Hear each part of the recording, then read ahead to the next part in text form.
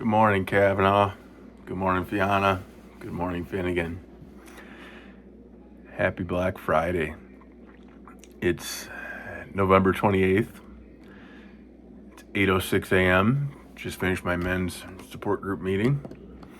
And I was thinking about, the topic was gratitude. Common topic. And I was just thinking about you guys a lot these last 24 hours. Obviously, I got to see you on Wednesday, which was incredible. We get to share some gratitudes. Cav, yours still makes me cry. What you shared for your gratitude makes me cry, in a good way. And then yesterday, I know you guys said you're gonna be over at Grammy's for your typical meal, and I had a chance to eat here with a couple other vets at Bravo Zulu House, and a good friend of mine, Tim Murray, 66-year-old guy, amazing person. He came down and ate with us. We sat around watching football. Go Pack Go. Crushed the Lions. Wonderful game. And at one point in the evening, I got to share some memories with a couple other guys here. And I was talking about Black Friday and our Black Friday tradition. And there was two things in particular that jumped out at me.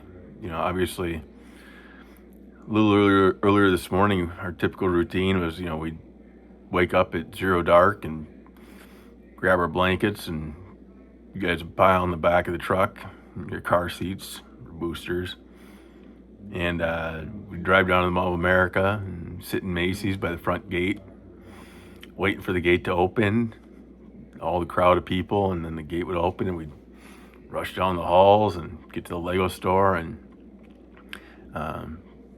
hopefully you guys remember, I still have videos if you ever want to see them, of that time, that tradition. So anyhow, the two things I shared that were really, really special to me that happened, one of them was the time where, as you guys remember, you guys used to have like a $50 budget, right, to pick out presents for each other. Couldn't pick out presents for yourself. You had to pick out a present for somebody else, for each other. And you guys would be kind of sneaky, right? You'd find something that you thought, Cav, you'd find something that set maybe you thought Fiona would like, and you'd kind of point it out to me, and I'd try and sneakily kind of pull it off to the side. And, so hopefully the idea was that you guys didn't see what you got for each other. And so it'd still be a surprise on Christmas. Thought it worked out pretty well.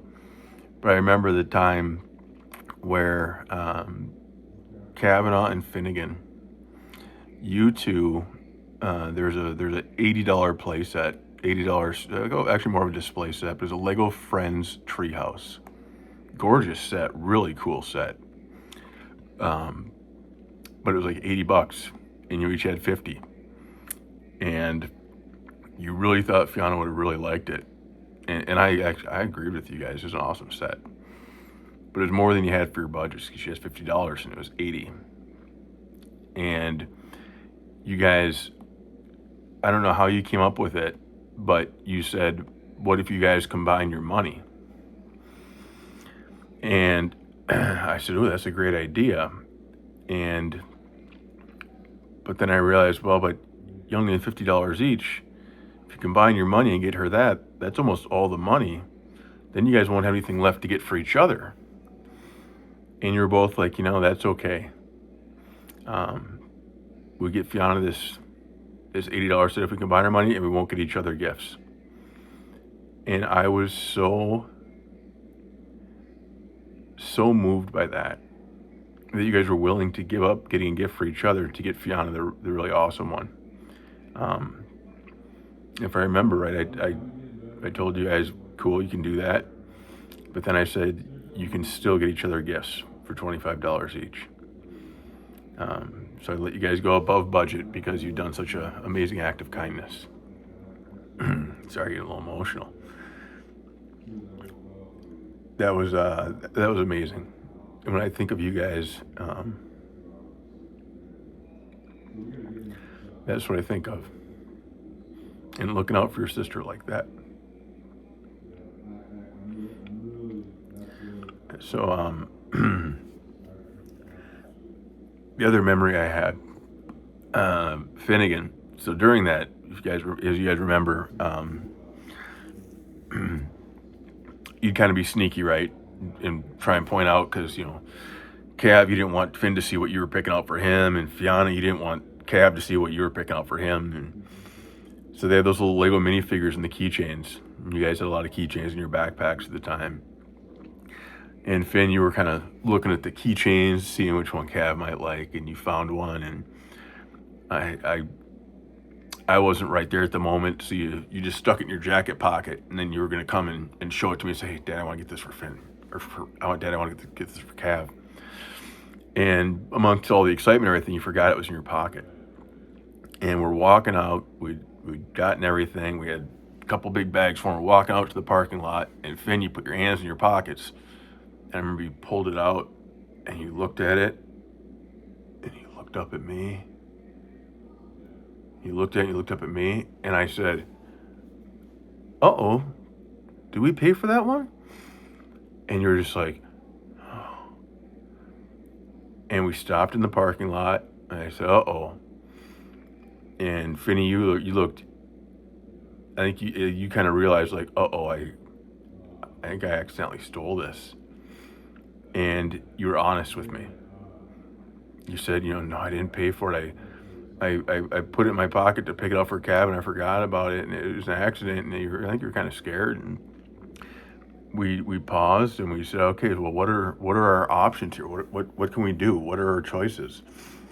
And well, we could just get in the truck and go home, and nobody will know, right? We got away. They didn't catch us. Or we go back in and pay for it, or we go back in and give it back. What do we think we should do? And Finn, you were like 5 years old, man. You were 5, maybe 6, 5 or 6. But you were kind of scared and worried, right? You didn't. Your first instinct wasn't, it was. I think it was just, I wish this never happened, right? But ultimately, we decided, the 4 of us talking, the right thing to do was go bring it back. And I was really proud of you. And I remember, Finn, I made a point that, Finn, you're going to have to be the one to give it back to him and tell him what happened. And you didn't want to do that. You were, like any kid, like any little kid would have been, you were pretty scared. But it's important to me that you gave it back to him and told him that you were sorry. So I remember we walked back in, and we went up to a person who worked there. And I think I just said, excuse me, miss, it's my son here has something he'd like to say. And you held it out, handed it to her, and you said, I think you just said, like, I'm sorry. And you were pretty intimidated, as anybody would have been. And then we explained to her that you'd put it in your pocket to buy for your brother. You didn't want your brother to see it, so you put it in your pocket, and you forgot it was in your pocket, and it was an accident. And and then you said that you're sorry. And I remember the gal looked at you and said, oh my gosh, that's so brave of you to come back with it. Thank you so much. Accidents happen.